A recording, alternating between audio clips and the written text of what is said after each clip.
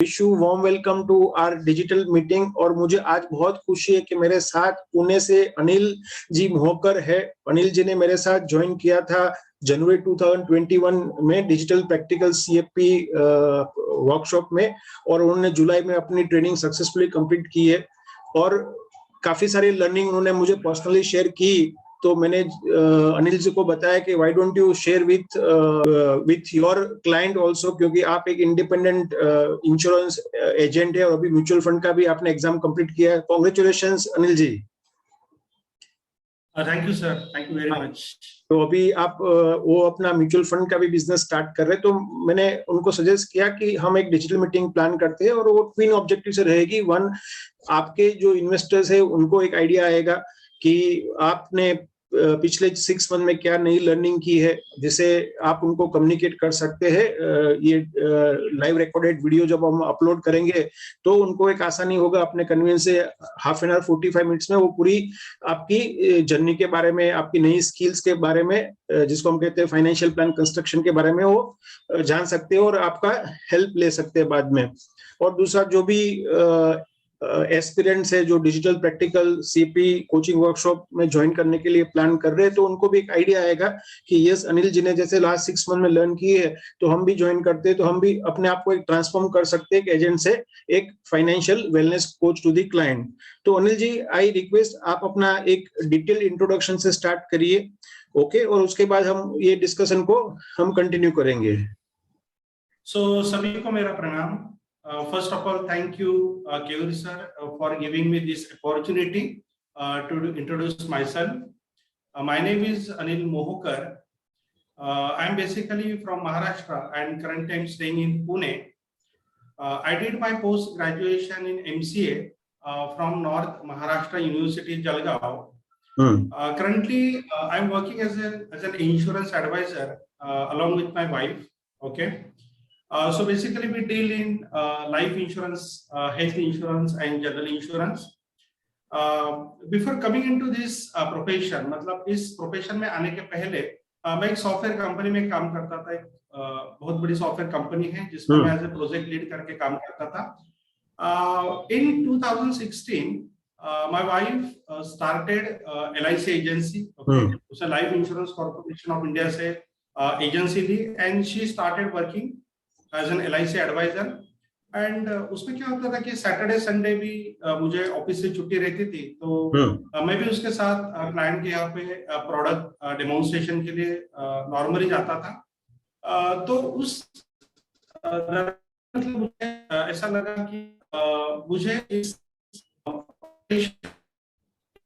करना चाहिए करके।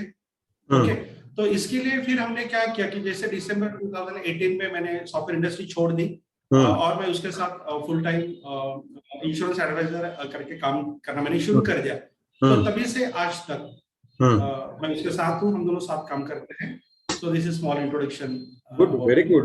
बहुत बहुत अच्छा लगा जान के कि एक हाईली क्वालिफाइड आईटी प्रोफेशनल आप है। 15 इयर्स प्लस आपने कॉर्पोरेट में काम किया, बाद में आप पार्ट टाइम आपकी वाइफ को आप हेल्प करते थे एंड कहीं ना कहीं आपको एक मोटिवेशन मिला अपना इंडिपेंडेंट करियर चुनने का।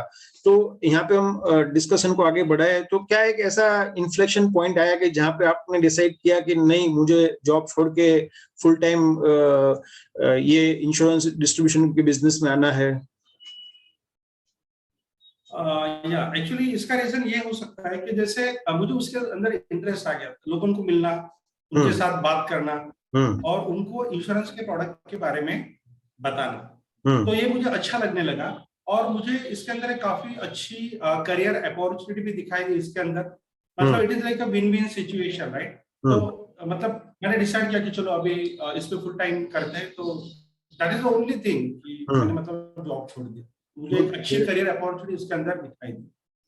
बड़ा रीजन सर ये भी है कि मेरे ही सोसाइटी में मेरा एक दोस्त था, इंश्योरेंस ले लो। उसने कहा कि हाँ, मैं नेक्स्ट ईयर जरूर लूंगा क्योंकि मेरी प्रायोरिटी अभी ये है कि मुझे एक घर लेना है खुद का। उसके पास घर नहीं था एंड अनफॉर्चुनेटली क्या हुआ कि एक दिन मतलब उसकी डेथ हो गई, सीवियर हार्ट अटैक की वजह से उसकी डेथ हो गई। सो भाई फिर कोई इंश्योरेंस भी नहीं था उसके पास, ताकि वाइफ को एक अच्छा खासा लमसम अमाउंट मिल पाए। तो उसके बाद मुझे लगा कि अगर मैं उसे फोर्स करता था तो शायद वो इंश्योरेंस पॉलिसी ले भी सकता था। तो in case of unfortunate death of my friend, तो उसके वाइफ को एक अच्छा खासा लमसम अमाउंट मिलता था, कि जो नहीं हो पाया। सो that is also another thing, कि मुझे लगा कि इस में आके अच्छा काम करे और हम लोगों को अवेयर करें इंश्योरेंस के बारे में। यस, और अभी तो कोविड के बाद सबको रियलाइज हुआ है कि आपको लाइफ इंश्योरेंस क्यों चाहिए, आपको हेल्थ इंश्योरेंस क्यों चाहिए, कंटीजेंसी फंड क्यों होना चाहिए। क्यों? क्योंकि जिनके पास पहले से ऑलरेडी उनके पास है, तो वो कुशन है, तो वो अपने आप को 6 मंथ 12 मंथ के लिए सर्वाइव कर पाएंगे। कंटीजेंसी फंड है या हेल्थ इंश्योरेंस है तो आपको बहुत ज्यादा खर्चा नहीं होगा। बट आपके पास कुछ नहीं है और आप सिर्फ और सिर्फ सोच रहे हैं कि आपने फिजिकल एसेट क्रिएट कर ली है, घर है या टीवी है, अपना लग्जरियस कार है या फर्नीचर्स है, वो सब लायबिलिटीज है, वो कोई एसेट नहीं है। एसेट किसको हम कहते हैं? कि जो कैश फ्लो जनरेट करती है। जबकि हम ऐसे एसेट क्रिएट करते हैं, वो उसके लिए मैं कैश आउटफ्लो देना पड़ता है, ईएमआई पे करना पड़ता है, उसके पीछे मंथली मेंटेनेंस का एक्सपेंसेस आता है। But that's society, so that's reason आप जैसे क्वालिफाइड और एक्सपीरियंस लोगों की जरूर है इंडस्ट्री को, कि जो लोगों को एजुकेट कर सके कि एसेट और लायबिलिटी के बीच में डिफरेंस क्या है। ओके, लायबिलिटीज का मतलब ये कि आपका घर तो के लायबिलिटी है, आपका कार लायबिलिटी है। ओके, इवन किसी ने रीड की होगी rich dad poor dad, Robert Kiyosaki की बुक, तो उसमें वो क्लियरली बताता है कि एक मिडिल क्लास व्यक्ति क्यों लाइफ में वेल्थ क्रिएट नहीं कर सकता है, क्योंकि वो कहीं ना कहीं लायबिलिटी को इकट्ठा करता है और उसको लगता है कि मैं एसेट बना रहा हूँ। ओके, तो वही है, जिन लोगों ने नई नाम सुना है तो वो नोट कर सकते हैं। रॉबर्ट कियोसाकी करके यूएस में एक बहुत बड़े पर्सनल फाइनेंस के स्पीकर है, ऑथर भी कह सकते हैं। उनकी एक बुक है रिच डैड पुअर डैड, वो पूरा पर्सनल फाइनेंस के बारे में इनडायरेक्टली बात कर रही है। तो अनिल जी, हम हमारे डिस्कशन में आगे बढ़े तो आप एक अच्छा काम कर रहे थे लास्ट 3 साल से, 2018 से लेके 21, ओके, 2 या 3 साल से। तो क्या एक ऐसा इंस्पिरेशन हुआ कि आपको लगा कि आपको एक प्रोफेशनल एजुकेशन की जरूरत है और आपने मुझे जनवरी 2021 में कांटेक्ट किया और उसके बाद हमने ट्रेनिंग स्टार्ट की? एक्चुअली इसका बहुत बड़ा रीजन ये है कि जब भी मैं क्लाइंट के पास जाता था तो मेरे पास जो लिमिटेड प्रोडक्ट्स थे, लाइफ इंश्योरेंस, हेल्थ इंश्योरेंस और व्हीकल इंश्योरेंस, और कभी कभी ऐसे होता था कि लोगों की रिक्वायरमेंट ये तो रहती ही है, लेकिन इसके अलावा जैसे म्यूचुअल फंड हो गए या स्टॉक मार्केट हो गए या गोल्ड के अंदर ETF हो गए, तो वो सारे प्रोडक्ट तो मेरे पास नहीं थे। तो मुझे लोग पूछते थे कि आप क्या हमें दे सकते हो? तो उस वक्त में मतलब I was not able, right, मेरे पास थी नहीं वो सब प्रोडक्ट। और ये तो आज टाइम की मतलब नीड ऑफ द टाइम है कि लोगों को म्यूचुअल फंड के अंदर भी इन्वेस्टमेंट करनी होती है, right. So that is the one reason. और दूसरा रीजन ये है कि आजकल लोग मतलब गोल बेस्ड फाइनेंशियल प्लानिंग की तरफ ज्यादा टर्न हो रहे हैं। मतलब वो चाहते हैं कि मेरा फाइनेंशियल एडवाइजर हो और वो फाइनेंशियल एडवाइजर मेरा सब कुछ फाइनेंस के बारे में देखे। वो मुझे इंश्योरेंस भी दे, वो मुझे हेल्थ इंश्योरेंस भी दे, वो मुझे म्यूचुअल फंड भी दे रहे, मेरा पोर्टफोलियो मैनेज भी करे, मुझे सही टाइम पे गाइड भी करे और मेरा रिस्क भी कम करे। तो ये मुझे महसूस हुआ लोगों के साथ बातें करते वक्त, and that is the only reason I took the decision to pursue this CAP course. Good, very good. तो अनिल जी, हम बात करें तो यहाँ पे आपके पास 2 ऑप्शन थे। एक, आप सेल्फ स्टडी में कर सकते थे, दूसरा आप कोचिंग ले सकते थे। कोचिंग में भी मैं बात कर लूँ तो 2 ऑप्शन थे हमारे पास। एक, आप दूसरे कोई कोच के साथ जा सकते थे और दूसरा आप केयू शाह के पास आए। तो आप मुझे स्पेसिफिक बताएंगे कि क्यों आपने कोचिंग केयू शाह के साथ ही सिलेक्ट किया? सर एक्चुअली ना मतलब मेरे पास 2 ऑप्शन थे, जैसे आपने कहा, एक तो सेल्फ स्टडी का ऑप्शन था और दूसरा कोई अच्छा मेंटर, अच्छा कोच का दूसरा ऑप्शन मेरे पास था। तो सेल्फ स्टडी में क्या होता है कि आपको मतलब जो स्टूडेंट है तो उसको खुद को सब कुछ समझना पड़ता है, राइट। उसको पढ़ना भी पड़ेगा, उसको समझना भी पड़ेगा, उसे इम्प्लीमेंट भी करना पड़ेगा। तो मुझे क्या लगता है कि सेल्फ स्टडी ना ये बहुत ज्यादा समय लेता है। और उसमें एक अच्छी अंडरस्टैंडिंग सब्जेक्ट के बारे में नहीं हो सकती है। अगर सेल्फ स्टडी सब कुछ होता तो फिर अच्छे स्कूल्स, अच्छे कॉलेजेस, अच्छी यूनिवर्सिटीज क्यों, राइट? तो उनकी जरूरत ही नहीं थी अगर सेल्फ स्टडी अगर सफिशिएंट होता तो, राइट? लेकिन उनकी जरूरत है क्योंकि वहां पे स्टूडेंट लोग जाते हैं, वहां पे सीखते हैं,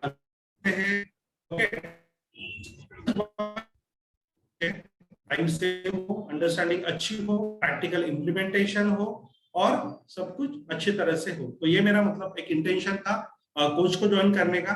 और आपने जो कि वाई केयूर शाह, इसका रीजन ये है कि जब मैंने डिसाइड किया कि मुझे सीएफपी करना है तो मैंने थोड़ा गूगल पे सर्च किया। यस मैं सुन रहा हूँ। हाँ, तो मैंने गूगल पे सर्च किया और लकीली क्या हुआ, जिस वक्त मैं ढूंढ रहा था क्योंकि अच्छा कोच मुझे मिले, उसी वक्त मेरे एक दोस्त थे पूना में, तो मुझे ये पता कि वो भी सीएफपी है क्योंकि वो फाइनेंस में काम करते हैं। तो मैंने उनको कहा कि हाँ मुझे सीएफपी करना है। तो फिर उन्होंने कहा कि आप कैसे करने वाले हो? तो मैंने कहा कि मैं कोई अच्छी इंस्टीट्यूट ढूंढ रहा हूँ, अच्छा कोच ढूंढ रहा हूँ। तो उन्होंने कहा कि आप केयूर शाह सर को क्यों नहीं कॉन्टेक्ट करते हो? तो मैंने फिर पूछा कि केयूर शाह कौन है, क्या करते हैं, कैसे पढ़ाते हैं? तो उन्होंने कहा कि ठीक है, वो तो बहुत अच्छा पढ़ाते हैं, आपको बहुत अच्छी ट्रेनिंग भी मिलेगी और आपकी जो सर्च है कोच को ढूंढने की, वो सर्च आपकी यहाँ पे रुक जाएगी। तो उन्होंने मुझे आपका नंबर दिया, फिर मैंने आपको कॉल किया और आपने मुझे सारी प्रोसेस बताई, सारी सिस्टम बताई और सारे आपके जो रूल्स एंड रेगुलेशन है वो बताए। और जब मैं आपके साथ बात कर रहा था उस वक्त, तो मुझे ये समझ में आया कि सर तो स्ट्रिक्ट है, मतलब अगर सर के पास अगर मैं एडमिशन करवाता हूँ तो मेरा तो सीएफपी होना ही होना, सर तो मुझे नहीं छोड़ेंगे, राइट? तो ये कॉन्फिडेंस मुझे आपके साथ बात करने से मिला and that is the only reason कि मैंने आपके साथ ज्वाइन किया। और दूसरी बात मैं बताता हूँ कि जैसे मैंने और भी आपके वेबसाइट पे मैं गया, आपके वेबसाइट पे ऑलरेडी आपके काफी सारे सीएफपी के जो स्टूडेंट्स हैं उनका सारा डेटाबेस अवेलेबल है, कॉन्टैक्ट नंबर अवेलेबल है। तो मैंने कुछ बंदों को कॉल किया, राइट? तो मुझे एक ने भी आपके बारे में नेगेटिव नहीं बताया। सबने मुझे बताया कि नहीं आप ब्लाइंडली केयूर सर के साथ आप ज्वाइन हो जाओ तो आपको कोई दिक्कत नहीं आएगी, आपका कोर्स भी बिल्कुल एकदम टाइम के साथ पूरा होगा और आपको सही नॉलेज मिलेगी। So that is the reason कि मैंने आपके साथ ज्वाइन किया।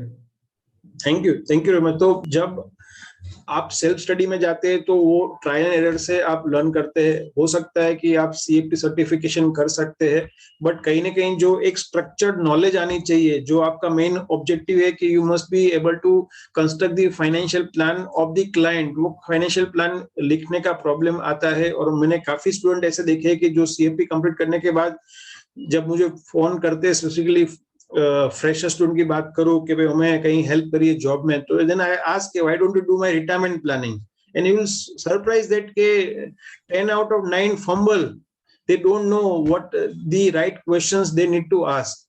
तो कहीं ना कहीं हमने देखा है कि उनका एक ही थॉट होता है कि हमें जस्ट एग्जाम पास कर लेनी है, जल्दी पास करनी है और उसके बाद सीखने के लिए हम जॉब में जाएंगे। अरे जॉब में सीखने के लिए थोड़ा जाना है, जॉब में काम करने के लिए जाना है।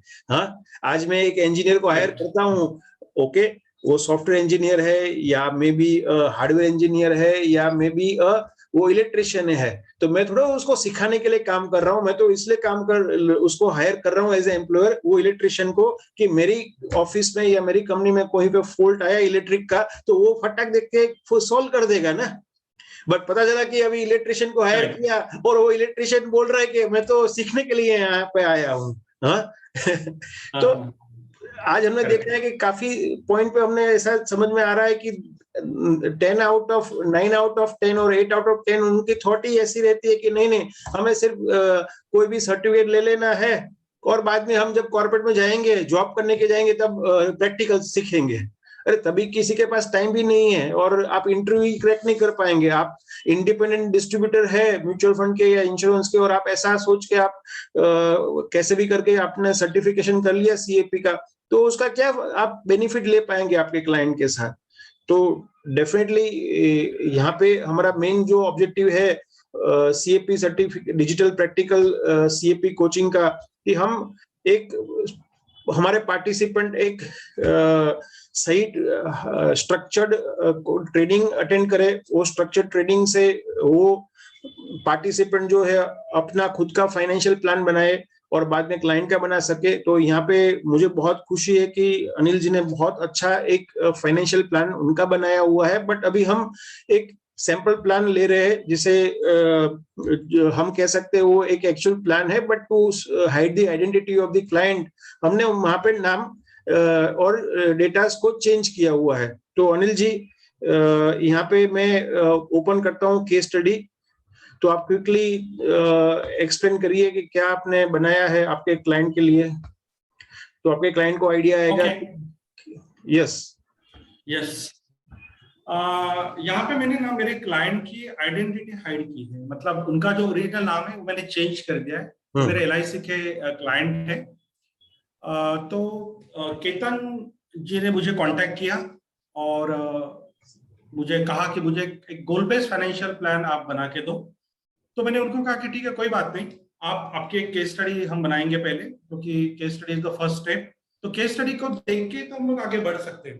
तो केतन जी का केस स्टडी मैं पढ़ रहा हूँ आपके सामने अभी। तो Ketan Jain, age 35 years, is working as a project manager. Okay, तो ये एक सॉफ्टवेयर कंपनी में प्रोजेक्ट मैनेजमेंट का काम करते हैं और ये पुणे में रहते हैं। उनके वाइफ का नाम सीमा है, she is also 35 years old।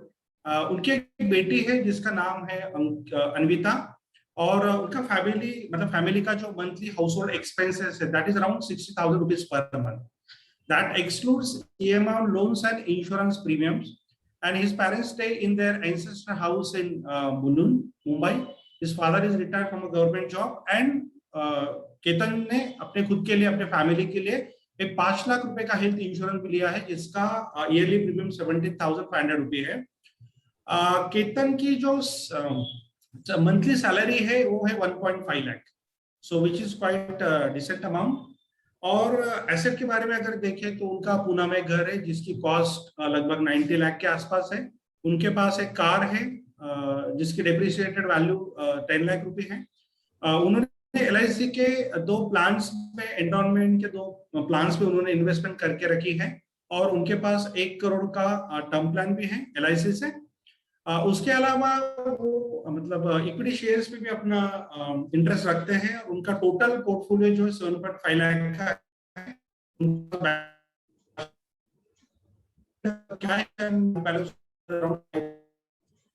Balance है अभी उनके पास।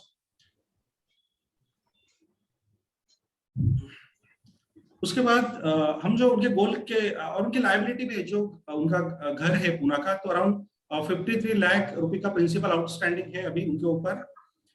गोल का जब उनको पूछा गया तो उन्होंने मुझे ये गोल प्रोवाइड करके दिए। To provide higher education to Anvita from her age 18 to 21. The expenses at current cost required at her respective age are rupees 10, 12, 14 and 16 lakhs respectively, and education inflation rate is 6%. तो उनका सेकंड गोल है कि अन्विता का marriage का जो cost रहेगा, तो आज के हिसाब से वो 25 लाख रुपए है, बट वो अन्विता का मैरिज लगभग जब वो 28 साल की हो जाएगी तब वो मैरिज उनको करना है। इन्फ्लेशन रेट भी 7% का कंसिडर किया है यहाँ पे। अभी केतन की जो एज है वो 35 है और 60 में वो रिटायर्ड होना चाहते हैं। तो another 25 years he will be working, okay, and 60 to 85, क्योंकि लाइफ एक्सपेक्टेंसी उन्होंने कहा कि 85 को कंसिडर करना है, तो 60 to 85 के लिए उन्हें रिटायरमेंट प्लानिंग करवानी है, तो वो भी हम लोग देखेंगे आगे जाके। तो ये केतन जैन का फाइनेंशियल प्लान है। बेसिकली फाइनेंशियल प्लान क्या होता है? फाइनेंशियल प्लान होता है कि जो कस्टमर के जो गोल है, राइट, तो वो गोल के अगेंस्ट में उनको उनकी क्या रिक्वायरमेंट है, उनके पास कितना समय है, और उस समय के अंदर अगर वो अलग अलग बास्केट ऑफ प्रोडक्ट्स में अगर इन्वेस्टमेंट करते हैं तो उन्हें कितना रिटर्न मिलेगा, और उनका जो भी कुछ गोल है वो गोल फुलफिल करने के लिए कितनी अमाउंट का उनको इन्वेस्टमेंट करना पड़ेगा, ये सब हम फाइनेंशियल प्लान के अंदर देखते हैं। तो पहले हम देखते हैं रिटायरमेंट प्लानिंग। तो रिटायरमेंट प्लानिंग देखते हैं। जैसे मैं बहुत सारे लोगों को पूछता हूँ जो 35-40s में है कि अगर आपका suppose monthly house hold expenses अगर 50,000 है मंथ का, तो अगर आप एज 60 में अगर रिटायर होना चाहते हो तो आपको कितना रिटायरमेंट का कॉर्पस लगेगा, ऐसे सवाल जब मैं लोगों को पूछता हूँ, राइट, तो उनका जवाब होता है कि हाँ मुझे 1 करोड़ लगेगा या मुझे 1.5 करोड़ लगेगा। तो अभी मैं इस प्लान के जरिए दिखाना चाहता हूँ कि क्या ये 1 करोड़ रहेगा, 1.5 करोड़ रहेगा या उससे भी ज्यादा रहेगा। तो आपको मतलब सीखने को मिलेगा इसके अंदर। तो जैसे मैंने का यहाँ पे एग्जांपल लिया हुआ है, तो केतन के जो मंथली हाउस होल्ड एक्सपेंसेस जो है वो 60,000 रुपीज पर मंथ है। मतलब आज उनको घर खर्चा जो होता है वो 60,000 का है। ओके, तो आज से 25 साल के बाद वो रिटायर होना चाहते हैं एट द एज ऑफ 60। तो यही 60,000 जो है वो 60 एज में क्या होगा वो अभी हम लोग देखेंगे। तो उसे बोला जाता है इन्फ्लेशन एडजस्टेड कॉर्पस या इन्फ्लेशन एडजस्टेड अमाउंट। तो ये इन्फ्लेशन एडजस्टेड अमाउंट हम लोग कैलकुलेट करेंगे। तो इसके लिए हम लोग कैलकुलेटर का यूज करेंगे और कैलकुलेटर का जो फंक्शन होता है उसको हम लोग यूज करेंगे। तो यहाँ पे मैंने कैलकुलेशन दे के रखे हुए, जैसे n is equal to 25 years लेंगे। पीवी मतलब प्रेजेंट वैल्यू जो है वो 60,000 रुपए है आज हाउस होल्ड एक्सपेंसेस, राइट। उसके बाद में हमें फ्यूचर की वैल्यू निकालनी है और पी वाई सी वाई हमने 1 कंसिडर किया हुआ है यहाँ पे एज पर द नीड। और जब हम इसको कैलकुलेट करेंगे तो हमें पता चलेगा कि उनका जो फ्यूचर का वैल्यू आ रहा है वो आ रहा है 3,25,000। इसका मतलब ये हो गया कि आज जो उनको 60,000 मंथली हाउस होल्ड एक्सपेंसेस है उनका, वो 25 साल के बाद हर महीने का बढ़कर 3.25 लाख के आसपास जाने वाला। मतलब 3.25 लाख रुपए अगर उनके पास है तो एक अच्छी खासी सेम लाइफस्टाइल से अपनी जिंदगी जी सकते हैं। अभी इंटरेस्टिंग चीज ये है यहाँ पे कि हमें रिटायरमेंट कॉर्पस कितना लगने वाला, क्योंकि ये तो हमने निकाल लिया, बट रिटायरमेंट कॉर्पस हम लोग कैसे निकालेंगे, तो उसके लिए भी हम लोग थोड़ा मैथमेटिक्स का कैलकुलेशन दिखने वाले हैं। तो इसको देखिए कि केतन जी जब 60 साल के हो जाएंगे तो 60 से 85 मतलब अनदर 25 इयर्स उनको रहना है। तो 60वें साल में उनको हर महीने का खर्च आने वाला है 3.25 लाख।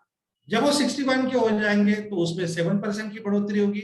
62 में जाएंगे तो और 7% की बढ़ोतरी होगी। तो ये बढ़ता ही रहेगा। और यहाँ पे क्या होगा कि वो क्या करेंगे, जो भी अपना इन्वेस्टमेंट उन्होंने वो करने वाले हैं, तो वो एक रिटायरमेंट कॉर्पस जो बनने वाला है, वो retirement corpus at the age of 60 वो एक सेव फंड में डालने वाले हैं या सेव इंस्ट्रूमेंट में डालने वाले हैं। और वहां से हमने एज्यूम किया है कि उनको लगभग 8% का रिटर्न उनको मिलने वाला है। तो इस तरह से अगर हम लोग कंसिडर करते हैं तो फिर से यहाँ पे इनका वैल्यू 25/12 हो गया, क्योंकि हमें हर महीने पैसे चाहिए। ओके, फिर आय का वैल्यू हमने निकाला है 0.9345। वो कैसे निकाला है, क्योंकि 8 जो है वो रेट ऑफ इंटरेस्ट है और जो 7 है वो इन्फ्लेशन है और डिवाइडेड बाय 1.08 करके ये आंसर आया है। हमें निकालना है प्रेजेंट वैल्यू, क्योंकि आज केतन 60 के हो गए हैं और मान के चलो उनको 60 में कितना रिटायरमेंट कॉर्पस लगने वाला है ये लोग कैलकुलेट करने वाले हैं। तो यहां से हम लोग देखेंगे कि उनका जो प्रेजेंट वैल्यू आया हुआ है वो आया हुआ 8 करोड़ 72 लाख। इसका मतलब ये हो गया कि आज से 25 साल के बाद जब केतन 60 साल के हो जाएंगे तब उनको लगभग 8.25 करोड़ का फंड उनके पास होना चाहिए। So this is huge amount, ये बहुत बड़ी अमाउंट है। अभी हमें क्या करना है, आगे का हमारा टास्क क्या है कि केतन जी को अभी कैसे इन्वेस्टमेंट करना है ताकि उनका ये जो रिटायरमेंट का जो कॉर्पस है उसकी नीड फुलफिल हो जाए। ये अभी हम लोग आगे सेक्शन में देखने वाले हैं। तो हम लोग केतन जी को सजेस्ट कर सकते हैं कि चलो अगर आप बहुत ज्यादा रिस्क लेना चाहते हो तो आप 10% उसमें आप इन्वेस्टमेंट कर सकते हो। और वो अगर कहते हैं कि ठीक है कोई बात नहीं, मैं 12% के हिसाब से जाना चाहता हूँ जो थोड़ा कंजर्वेटिव साइड में आता है एंड पॉसिबल है कि 10% का रिटर्न भी उनको मिल जाए, तो चलो पहले 12% का देख लेते हैं हम लोग, फिर 10% का देखेंगे। तो 12% के हिसाब से अगर हम लोग कैलकुलेट करते हैं तो उनका जो मंथली जो इन्वेस्टमेंट आने वाला है वो लगभग 51,228 रुपीज का उनका मंथली इन्वेस्टमेंट आने वाला है। मतलब आज वो 51,000 का अगर इन्वेस्टमेंट करते हैं हर मंथ, तब जाके उनका 8 करोड़ 72 लाख का फंड बनने वाला है। सो ये मंथली का जो है वो बहुत बड़ी अमाउंट हो गई है। और हम उनको इसके अंदर और एक ऑप्शन सजेस्ट कर सकते हैं कि चलो कोई बात नहीं, अगर आपका इतना बजट नहीं है, सपोज केतन जी कहते कि नहीं नहीं मुझे पॉसिबल ही नहीं है इतना देना, राइट, तो हम उनको सजेस्ट कर सकते हैं कोई बात नहीं, अगर आपके पास 12-13 हजार का भी अगर महीने का अगर प्लानिंग है इन्वेस्टमेंट करने का तो भी हम लोग कर सकते हैं, लेकिन इसके लिए हमें जो आपका इन्वेस्टमेंट है वो हर साल 15% से बढ़ाना होगा, हर साल 15% से बढ़ाना होगा। तो शुरू क्या होगा, शुरू में तो कम रहेगा, लेकिन आगे जैसे जैसे बढ़ेंगे वैसे वैसे वो जो इन्वेस्टमेंट है वो भी अमाउंट बढ़ते जाएगा, क्योंकि कीर्तन जी की सैलरी भी तो बढ़ने वाली है, तो उनके लिए भी काफी आसान हो जाएगा। तो उसके हिसाब से अगर हम लोग देखते हैं तो 12,800 का लगभग उनका आज का मंथली इन्वेस्टमेंट इसके अंदर हो जाएगा। So this is about the retirement plan and कितना इन्वेस्टमेंट करना पड़ेगा ये हमने देखा। अगर 10% के हिसाब से अगर कंसिडर करते हैं राइट, तो उसके लिए फिर वो इन्वेस्टमेंट और बढ़ जाएगा और ये लगभग होगा 70,000 पर मंथ का हो जाएगा 10% के हिसाब से। और अगर 15% इंक्रीजिंग अगर एवरी ईयर अगर कंसिडर करते हैं तो लगभग आज से उनको 15,600 का मंथली इन्वेस्टमेंट सिप के फॉर्मेट में उनको, ताकि उनकी वो अच्छी तरह हो सके। Good good, very good Anil ji, बहुत अच्छा आपने रिटायरमेंट प्लान बनाया। और कहीं ना कहीं हम जब क्लाइंट को एजुकेट करते हैं कि कितना आपको 25 ईयर्स के बाद एक्सपेंस चाहिए होगा, 60,000 की वैल्यू 3,25,000 हो गई, उसके बाद वो इंक्रीजिंग एन्युटी चाहिए, इसके लिए हमें आरओआर करना पड़ रहा है क्योंकि वो 7% से हमारा एक्सपेंसेस इंक्रीज होगा। So you get real 60,000 withdrawal every month for next 25 years in post term period, और उसके लिए 8 करोड़ 72 लाख रुपीस कॉर्पस चाहिए। उसके बाद सेकंड जो रिटर्न जो है वो मार्केट के हाथ में है। हम नॉर्मली सजेस्ट करते हैं क्लाइंट को, या आप भी सजेस्ट करेंगे कि भाई हम थोड़ा कंजर्वेटिव प्ले करते हैं और 10% से हम एक्सपेक्ट करते हैं बास्केट ऑफ प्रोडक्ट, जिसमें वो म्यूचुअल फंड भी इन्वेस्ट करते हैं, साथ साथ में debt product like life insurance के एंडोमेंट प्लान है या पीपीएफ में भी इन्वेस्ट करते हैं, और हम एक्सपेक्ट करते हैं कि एवरेज उनको एक्सपेक्टेड 10% मिलता है, और वो मंथली सिप को हर साल 15% से इंक्रीज कर रहे हैं, तो 15,600 और 12,800 बहुत बड़ा डिफरेंस नहीं दिख रहा है। तो कहने का मतलब ये है कि कहीं ना कहीं क्लाइंट एक मॉडरेट रिस्क पे प्ले करते हैं, तो उनको क्या होगा कि एक रिटर्न भले हम कम एक्सपेक्ट कर रहे हैं, बट हमारी रिस्क मॉडरेट हो जाएगा और हमें हमारा एक कॉर्पस को हम जो है अचीव करने की जो प्रोबेबिलिटी है वो हमारी बढ़ जाएगी। तो अभी केतन जी का जो सेकंड गोल है वो है higher education for Anvita. Okay, तो अन्विता इज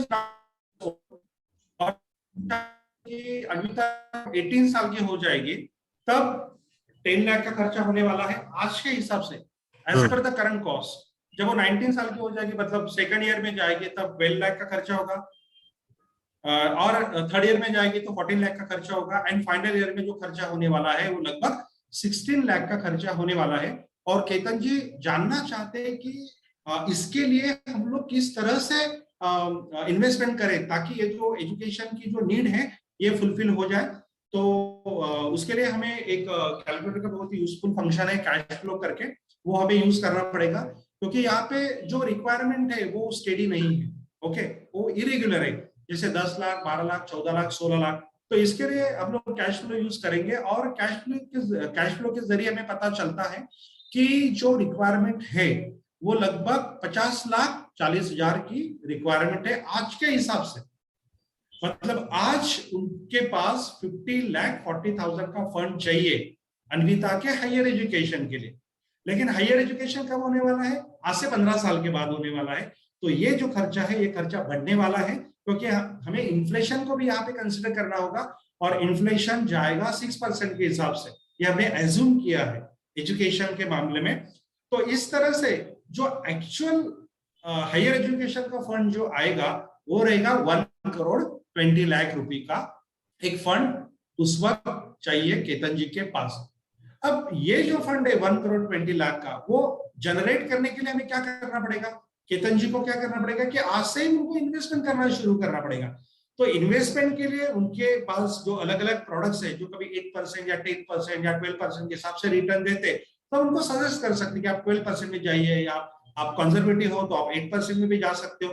तो यहाँ पे मैंने कैलकुलेट किया है कि suppose Ketan ji decides to go very aggressively और 12% का रिटर्न वो मतलब सोच रहे, एज्यूम कर रहे हैं, तो उसके हिसाब से उनका जो मंथली सीप का जो अमाउंट जाता है वो जाता है लगभग 25,375 रुपए।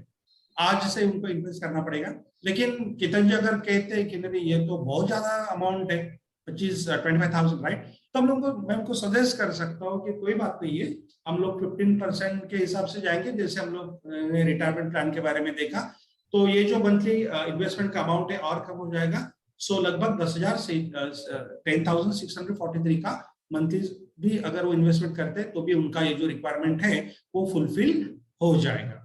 और 10% के हिसाब से जाते हैं इनके सपोज, तो उस केस में उनका जो सिप का जो अमाउंट होगा या जो इन्वेस्टमेंट का अमाउंट होगा वो लगभग 30,070 रुपए होगा मंथली। ओके, और 15% के हिसाब से वो जाता है लगभग 12,000 per month, so which is quite achievable. Increasing format पे अगर वो जाते हैं तो शुरू में उनको कम देना पड़ेगा, और जैसे जैसे उनकी सैलरी बढ़ेगी तो वैसे वैसे उनका इन्वेस्टमेंट का अमाउंट भी बढ़ेगा, और उनका जो फाइनल जो गोल है, जो रिक्वायरमेंट है उनकी, तो वो भी वो फुलफिल होने वाली है इस केस में। तो this is all about the higher education for Anvita. अभी केतन जी का जो थर्ड जो गोल है वो मैरिज एक्सपेंसेस फॉर अन्विता।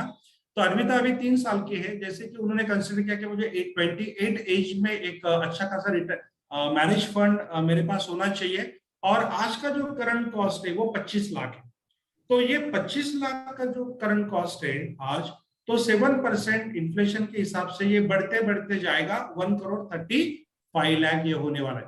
मतलब आज से 25 साल के बाद अन्विता की शादी अगर करनी है तो 1.36 करोड़ का एक मैरिज फंड केतन के पास होना चाहिए। और उसके लिए उन्हें अगर इन्वेस्टमेंट करना है तो हम सेम प्रोडक्ट जो हमने कंसिडर किए हैं, तो जो 12% या 10% के हिसाब से उनको अच्छे खासे रिटर्न देने वाले हैं।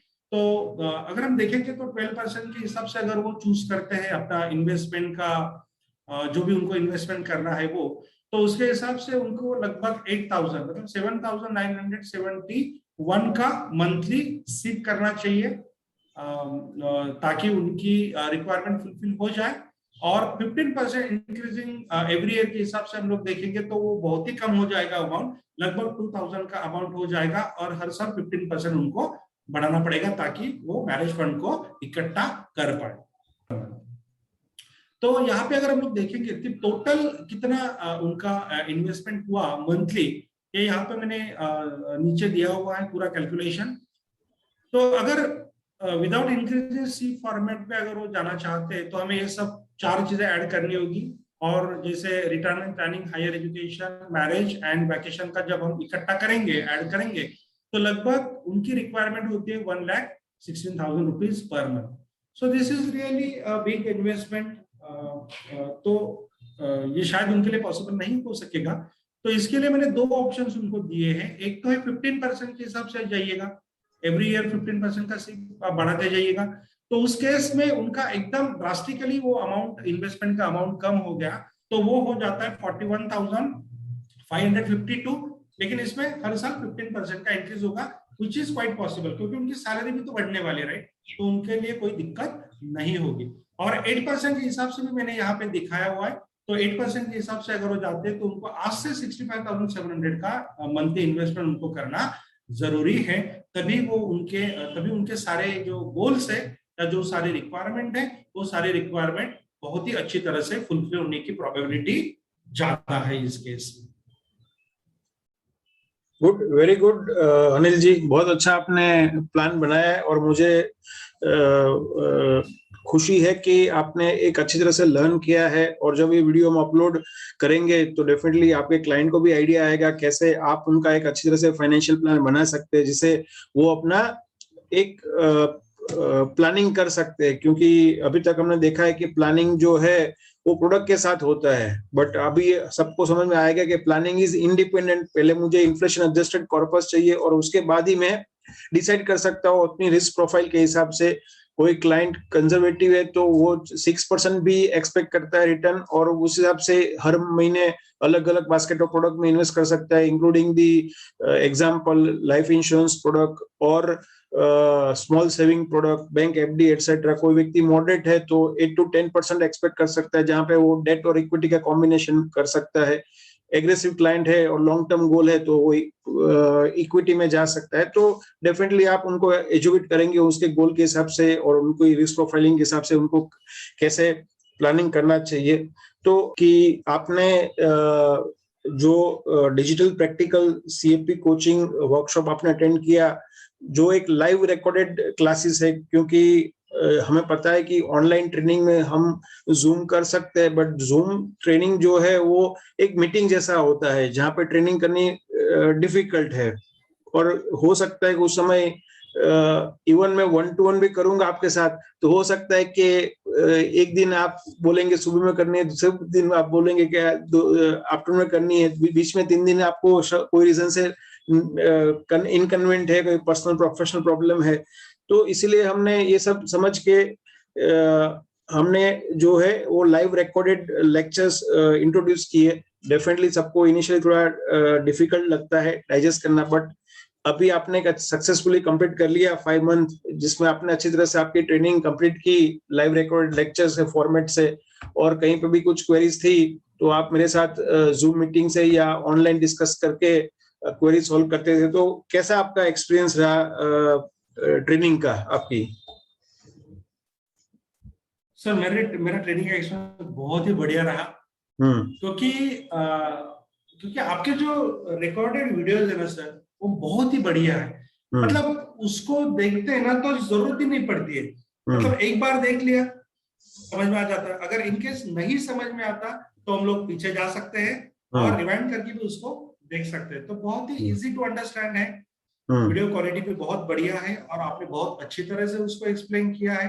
और सबसे इम्पोर्टेंट मुझे क्या लगा कि आप जो जिन्होंने ऑलरेडी सीएपी किया है, राइट, और जो ऑलरेडी मार्केट पे काम कर रहे हैं, तो उनको बीच बीच में बुलाते थे, उनका आधे घंटे का 20 मिनट का जो इंटरव्यू आप कंडक्ट करते थे, राइट, तो उसमें ना बहुत अच्छा नॉलेज मिलता था कि हाँ किस तरह से करना है, क्या करना है, आगे कैसे बढ़ना है, लोगों को सर्विस कैसे देनी है, क्या क्या डिफिकल्टीज आ सकती है, और हमें कैसे अच्छे से अच्छी क्वालिटी सर्विस हमें हमारे कस्टमर को देना है।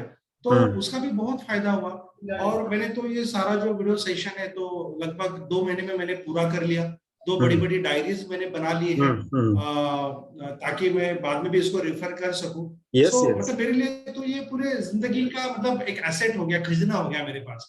इतना सब नॉलेज मैंने मेरे नोटबुक पे उतारा है, डायरी पे उतारा है, राइट। सो बहुत ही अच्छा रहा मेरा एक्सपीरियंस है, क्या बताऊंगा, बहुत बहुत जबरदस्त। Thank you.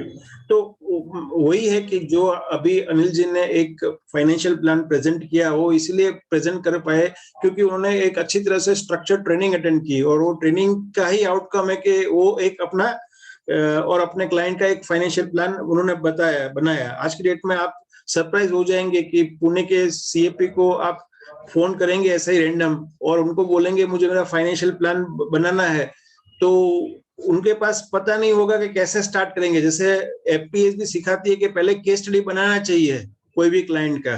फॉर्मेट कोई भी हो सकता है, कोई हमने जो 2 पेज का जो एफपीएसबी के फॉर्मेट से बनाया, कोई एक्सेल शीट से बनाएगा, बट कई बार क्या होता है कि वो उनको पता ही नहीं है, वो सीधा स्टार्ट हो जाता है प्रोडक्ट से या कहीं ना कहीं कैलकुलेशन से।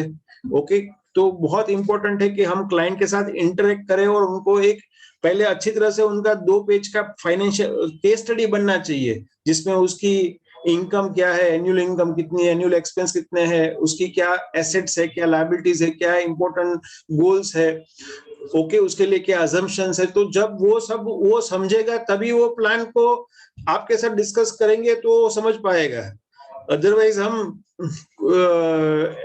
कुछ भी बना के भेज देंगे तो उसको समझ में नहीं आएगा। तो उसी वजह से काफी लोग जो है सीएपी करने के बाद भी स्ट्रगल करते हैं, उनको लगता है कि भाई उसका बेनिफिट नहीं मिल रहा है क्योंकि they have not put it in a right practice. Good, very good. तो यहाँ पे हम आगे बढ़े।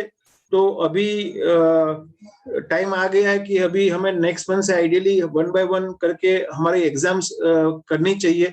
तो मेरा आपको फीडबैक ये है कि अगस्त मंथ है तो आप ये मंथ में आपका रजिस्ट्रेशन कंप्लीट कर लेते हैं बाय 15 अगस्त एग्जाम्पल, और उसके बाद आप जो एफपीएसबी का जो फर्स्ट मॉड्यूल एग्जाम है जो हमने डिस्कस कर लिया है ऑलरेडी, इन्वेस्टमेंट प्लानिंग स्पेशलिस्ट, उसके लिए जो भी उनकी रीडिंग करनी है कंप्लीट करके आइडियली आपका फर्स्ट एग्जाम्पल सितंबर एंड में हो जाना चाहिए। उसके बाद अक्टूबर में सेकंड एग्जाम, नवंबर में थर्ड एग्जाम, और लेटेस्ट बाय जनवरी हमें अपना फोर्थ एग्जाम करके एक टारगेट को कंप्लीट करना चाहिए। तो हम आसानी से हमारे 12 मंथ की जर्नी को कंप्लीट कर सकते हैं, क्योंकि अभी भी हमारे पास टाइम है कि हमने 5 मंथ में ट्रेनिंग कंप्लीट की, अभी 6 मंथ चल रहा है हमारा। ओके, तो यहाँ से लेके अनदर 5 to 6 मंथ में हम हमारा सर्टिफिकेशन की जर्नी सक्सेसफुली कंप्लीट कर सकते हैं। यहाँ पे मैं आगे बढ़ू तो आज आपके काफी सारे एग्जिस्टिंग क्लाइंट है जो पिछले 3-4 साल से आपके साथ कनेक्ट है, उनको क्या एक मैसेज देना चाहते हैं ये अभी वीडियो के माध्यम से? मेरा तो मैसेज ये रहेगा सर कि मतलब उन्हें भी एक कंप्लीट मतलब गोल सेटिंग करनी चाहिए, और उसके हिसाब से उन्हें अपना पोर्टफोलियो मतलब जो भी उनकी इन्वेस्टमेंट है उसको एक बार चेक करना चाहिए, और जो मिसिंग कंपोनेंट है उस मिसिंग कंपोनेंट को मतलब उनको उसमें लेना चाहिए उन कंपोनेंट को, ताकि उनकी जो नीड है वो फुलफिल हो सके। Good, very. तो जो यंग आईटी प्रोफेशनल्स है उनको क्या आप फाइनेंशियल प्लानिंग के रेफरेंस से गाइडेंस देना चाहते हैं, जिसे वो अपनी यंग एज में, क्योंकि हमें पता है कि आईटी इंडस्ट्री ऐसी है कि by 40-45 you have to exit, okay, if you are not achieving the top management, यानी कि, और 9 out of 10 तो टॉप मैनेजमेंट जा नहीं सकते हैं, हो सकता है कि एक या 10-100 में से 5-6 ही जा पाएंगे।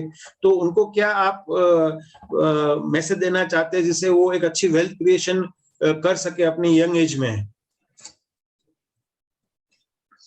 मेरा तो उनको मतलब ये एडवाइस रहेगा कि जैसे नॉर्मली जब जॉब के लिए कोई भी लगता है तो उसकी उम्र लगभग 25 इयर्स होती है, राइट? तो 25 से 50 आगे के 25 साल उनको फाइनेंशियल प्लानिंग करनी चाहिए, और उनको इस तरह से इन्वेस्टमेंट करनी चाहिए कि अगर वो 50 में रिटायर्ड होना चाहते हैं तो एट द एज ऑफ 50 उनके पास कंप्लीट फाइनेंशियल फ्रीडम होना जरूरी है। तो फाइनेंशियल फ्रीडम कहाँ से आएगा? पहले सैलरी से ही उनको सेविंग करना चाहिए, पहले सैलरी से ही उनको इन्वेस्टमेंट करना चाहिए, और उस इन्वेस्टमेंट को उनको रिव्यू करना चाहिए। एक अच्छा जो कोई भी एडवाइजर रहेगा उसके पास जाके पहले तो आप उसको मतलब जो गोल बेस्ड फाइनेंशियल प्लान है वो उन्होंने बनाना चाहिए, फिर उनको पता चलेगा कि कितना इन्वेस्टमेंट करना है, वो एडवाइजर उनको बताएगा। तो इस ये अगर स्ट्रक्चर को फॉलो करते हैं कि गोल प्लानिंग, फिर इन्वेस्टमेंट, फिर उस पोर्टफोलियो को रिव्यू करना, तो एक नेक्स्ट 20-25 इयर्स के लिए अगर करते हैं तो डेफिनेटली उनका एक बहुत अच्छा कॉर्पस बन जाएगा, और उनको उसके बाद में बिल्कुल भी जॉब करने की जरूरत नहीं रहेगी। फिर अपनी जिंदगी वो जी सकते हैं, अपना जो भी पैशन है उस पैशन को वो फुलफिल कर सकते हैं। लेकिन सबसे जरूरी है कि उनको पहले दिन से ही इन्वेस्टमेंट करना जरूरी है, क्योंकि अगर वो पहले दिन से इन्वेस्टमेंट नहीं करते, अगर 5 साल का डिले करते हैं तो उनका जो इन्वेस्टमेंट है सीधा डबल हो जाता है। Yes yes. मतलब अगर किसी को 5 करोड़ चाहिए और 5 करोड़ के लिए अगर 10,000 का इन्वेस्टमेंट अगर वो करना चाहते हैं और अगर नहीं किए एट द एज ऑफ 20 तो 30 में वो सीधा बन जाएगा 20,000 रुपए पर मंथ। वही 5 करोड़ लेने के लिए उनको 20,000 का करना पड़ेगा। तो अच्छा ये है कि आप पहले दिन से ही इन्वेस्टमेंट करना शुरू कर दो। हमारे डिस्कशन को, अनिल जी, आप पिछले 3 साल से लाइफ इंश्योरेंस डिस्ट्रीब्यूशन में हैं, तो आपके जो लाइफ इंश्योरेंस एडवाइजर्स जो कलीग है उनके लिए क्या मैसेज देना चाहते हैं कि क्यों उनको भी एक ट्रेडिशनल एजेंट से एक ट्रांसफॉर्म होकर एक फाइनेंशियल बनना प्लानर क्यों जरूरी है? क्योंकि सर ये अभी टाइम आ गया है कि हमें एक प्रोडक्ट डिस्ट्रीब्यूटर से ऊपर उठना पड़ेगा, और हमें एक कंप्लीट फाइनेंशियल प्लानर बनना पड़ेगा, क्योंकि लोगों की अभी ये जो रिक्वायरमेंट है ये बढ़ रही है। तो एक बार अगर हम लोग ये बन जाते हैं तो हम लोग मतलब इंश्योरेंस का प्रोडक्ट भी दे सकते हैं, लाइफ का दे सकते हैं, हेल्थ का दे सकते हैं, व्हीकल इंश्योरेंस दे सकते हैं, उनको म्यूचुअल फंड भी हम दे सकते हैं, और उनका पोर्टफोलियो भी हम लोग पूरी अच्छी तरह से रिव्यू कर सकते हैं। Good, very good. So I thank you very much Anil ji